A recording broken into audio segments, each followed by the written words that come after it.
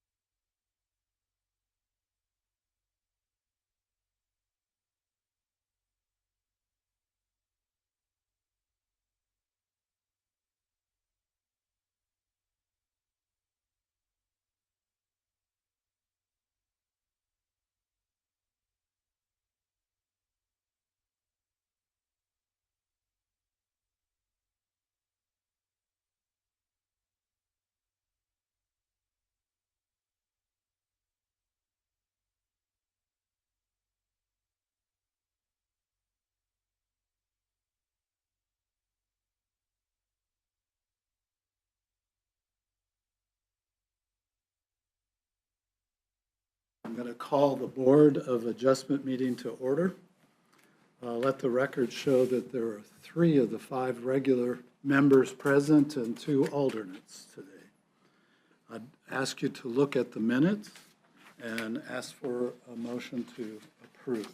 I'll make a motion to approve the minutes from last meeting.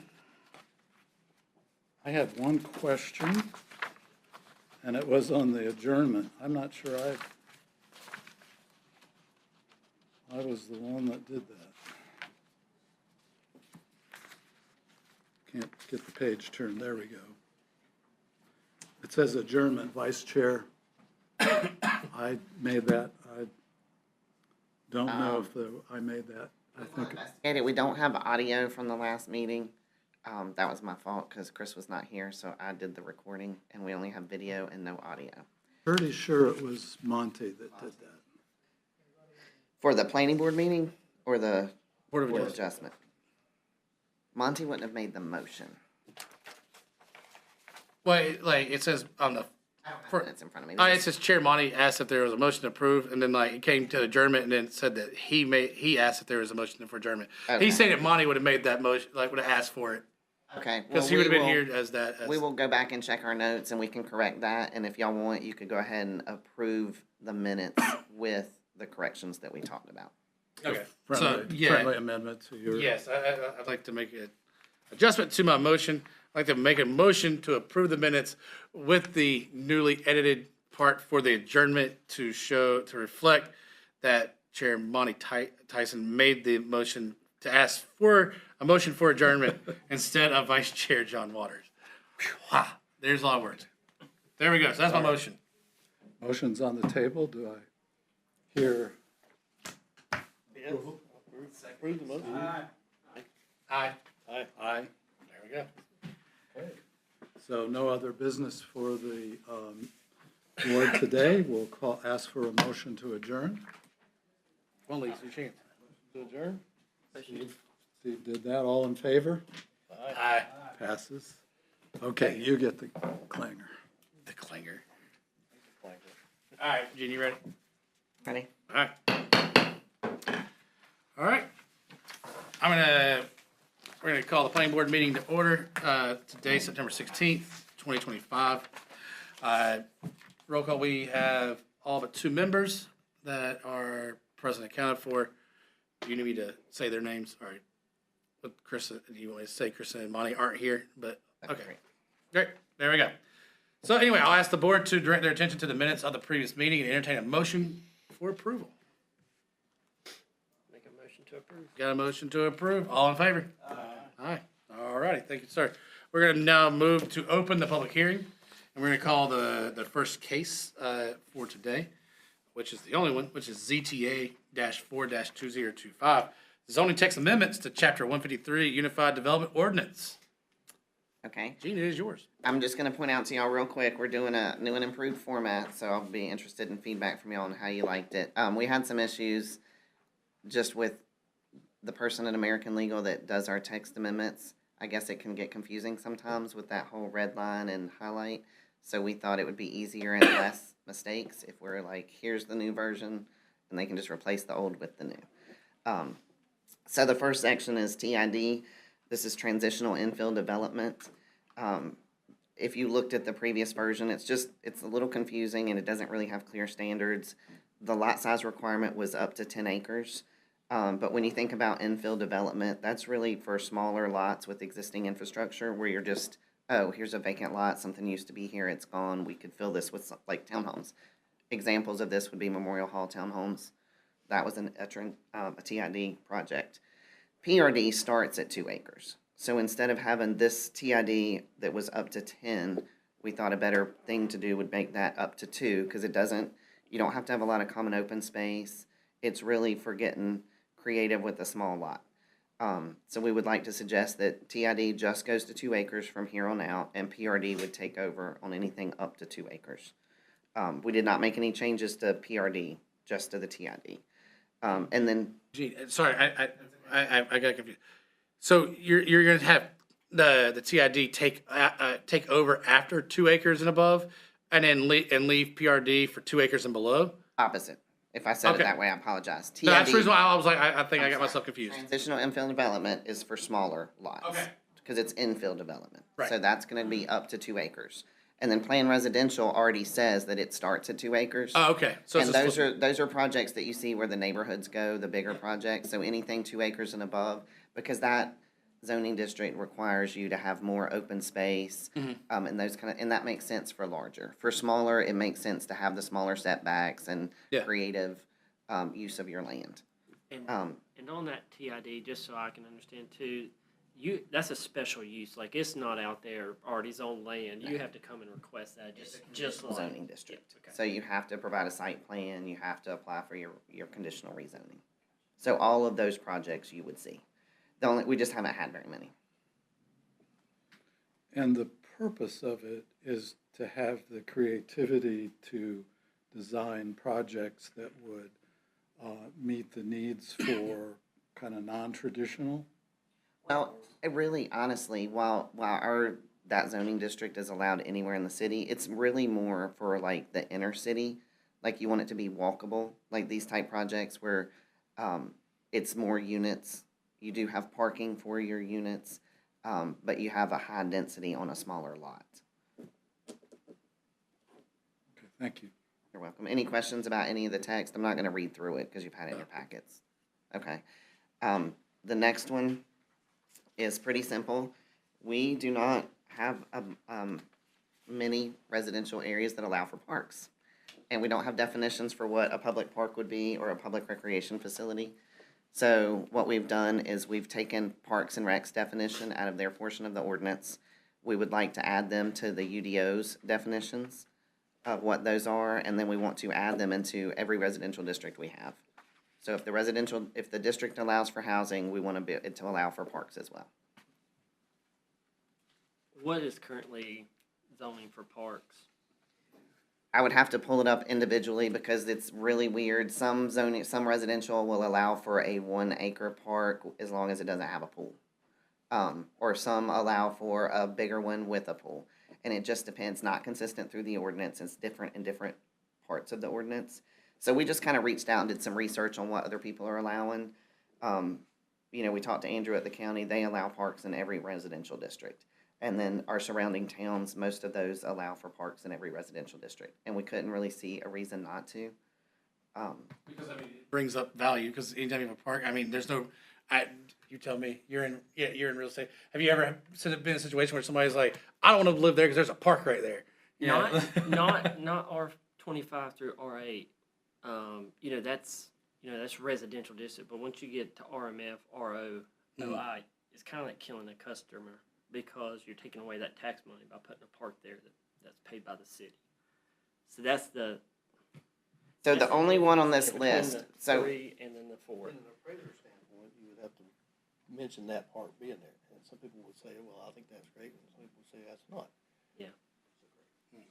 Whether it adds value or it doesn't add value. Yeah. Right. And for office districts, you have less than R15 or, so you can consume. But it's only a consideration. It's just saying that they can. It's not like that it has to be or anything. Instead of it being like how it's currently written, where it's each one's individual, like, because this would allow basically any park, any size. city-owned Yeah. park, a public Okay. park. Public. So yeah, it would only be city-owned, but yeah, we did not put a size requirement, we did not restrict the sizes on that. Obviously, in R8, RMF, RO, those are smaller lots. You're gonna have smaller, lot sizes. But, you can make suggestions if that's not something, if you don't feel like it's appropriate for OI, you could approve it and say, maybe not that district, and we could present that to council with the reasoning behind it. Yeah, that's just, personal Is it opinion. You don't really have RMF a lot around here. Well, no, that's the reason why you're on this board. Yeah. So Like I'm deferring to you as the expert because you deal with it on a daily basis. Like I looked at RMF, and this is just the one I grabbed. But you really don't have that many spots to put residential multifamily housing. Right. So the reason RMF is on here specifically is City Park, that we're doing our expansion, is in RMF. It's half of it's zoned RMF, and a small portion, actually more than half is RMF, and a small portion is R8. And it is it's a benefit to like the multifamily across the street. It gives them a park, like in their neighborhood. So it's split zoning. Is that what you're Split zoning, saying? Could the but city current, not just go R8 with it at that point then?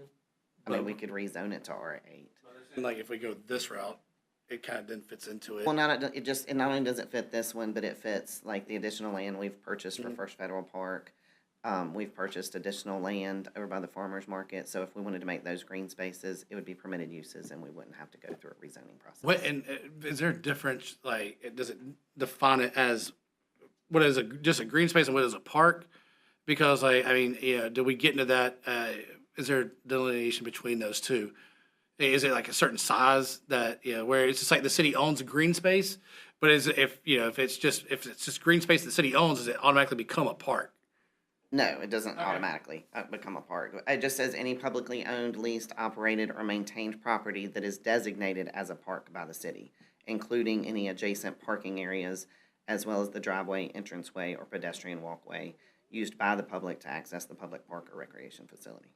Gotcha. So it could be anything from something small like First Federal to something bigger like Betty Ross or what's being proposed for City Park. Gotcha. But in doing this type of development, there's not a requirement for a park, is that correct? Help me out with that. Well, in other words, for the terminology that we're using for this type of development, does each of those developments have to have a park as part of that development? Are we going back to the TID? Yeah. Okay. So TID is not required to have any park space. In our PRD, they are required to have a certain amount of improved common open space, which is kind of recreational space.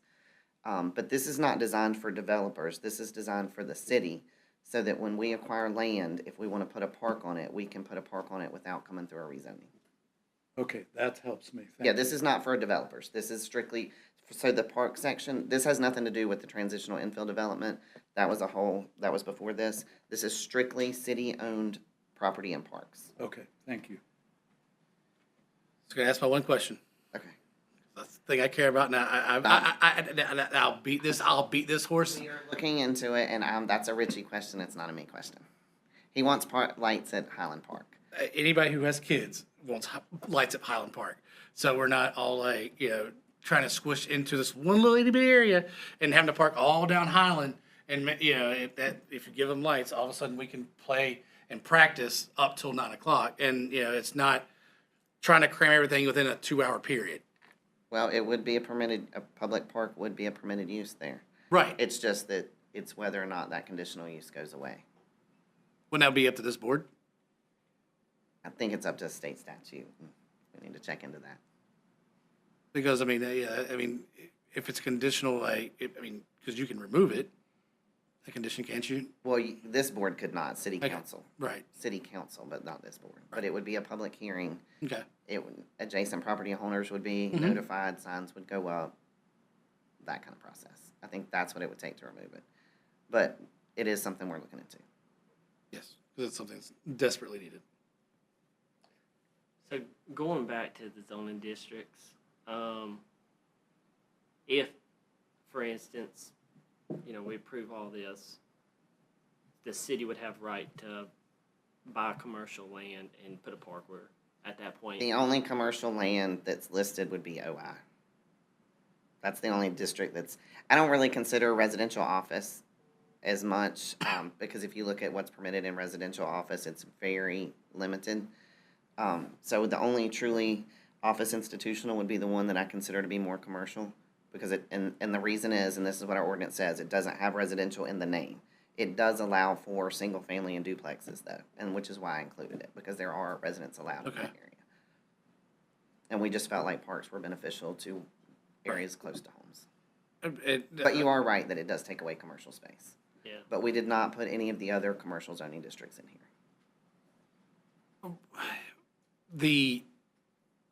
Because we're kind of special because there is one county park within the city limits. That may be, right? Yeah, it may be. Like, how does this affect that?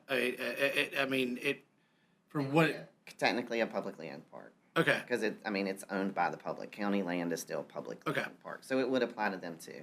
But it's not like they could just start buying land and putting up parks. They don't really have an interest in it. It would have to go through site plan review, okay, have to meet zoning ordinances.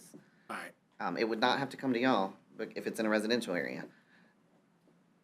I just But knew, don't- the I just county- knew that, I know we have one, special little piece of land, and I was like, does that create anything? Attached to that was a Right. school at one point, Yeah. so it's attached to that. That's unusual. They are not looking to open parks inside the city limits. Okay, They're putting their money inside the county. I get it. All right. Any other questions for Gene at this point in time? All right, I'm gonna ask, anybody sign up for the public speak? Okay, just wanna make sure of it. We're gonna go into board discussion only now. Any questions, concerns, comments from anybody up here at this point in time? I don't have any. Yeah, I mean, I get it. I mean, and if you feel comfortable with what Gene says, and on my end, I'm like, in the layman's term, as I'm listening you two go back and forth, I'm getting more information that I never even thought about putting together for it. Yeah, I'm just looking at tax revenue from the city standpoint. Yeah, I don't think that, I can be wrong. I don't see the city taking away from their own tax revenue to build a park too often. Being like, you know what, let's go get that piece of land, let's, we got that money. And it can happen. City owns a bunch of land. Yeah, right, they do. So. But any changes that are made will impact the city park development, right? If They would just have to come back up here for. They would have to ask for rezoning. rezoning. Yeah, so basically, and then you could essentially approve it then, so it could be like if you got rid of the 3, you could go case by case on if it's zoned that, they could come to us and then get it approved. So Try to make it more streamlined by going this way instead of like having to go through. It covers all the Yeah, pieces of property covers it that we all. own at the time. And trust me, the city, there's a balance, you want quality of life. Yeah. And that's one of the things people look for. What amenities are there? Is there recreation there? Is there something to do Well, with that's my been the big kids? thing for like the survey that got put out, for the steering for it. That's been like the last one that got put out. Recreation was a big part of it, and like saying that's what we were missing as a city. I think we're doing a very good job of addressing that that gap. And I think there's another, if anybody on this board has not filled out the survey, the new one that came out, please go do that. That's on the city website right now. It helps us decide what's next and what we're going to invest that money into. Anyway, sorry, that's my random announcement for that one. Anything else by the board? Nope. All right, then I'm gonna go ahead and close the public hearing. I'm gonna go ahead and entertain a motion. We need 2. Do we need 2 or can we do it all in one? If there's one you feel like you might deny, you might want to do it separately, but you can do it as one if you feel like it's going to be approved. But if you feel like there's one of those that you don't like, then you might want to make it as 2 separate. We can make it 2. It's not that difficult. So it's only gonna be 1 because it's only 1 hearing because it's ZTA-4-2025. Since it's only 1 thing, don't we have to do it for just that? Well, then you could add a comment to it. How about I add a comment to your motion? Okay, yeah, Motion to approve, but I don't feel like this should be a part of it. Right. Motion to approve. I got you. Yeah, I know. I'm so, first off, looking to entertain a motion for approval. For a motion. I make a motion to approve as written. Okay, I have a motion to approve as written. All in favor? Aye. All right, it does pass. All righty. There is not anything else on the agenda, anything from you or Ashley?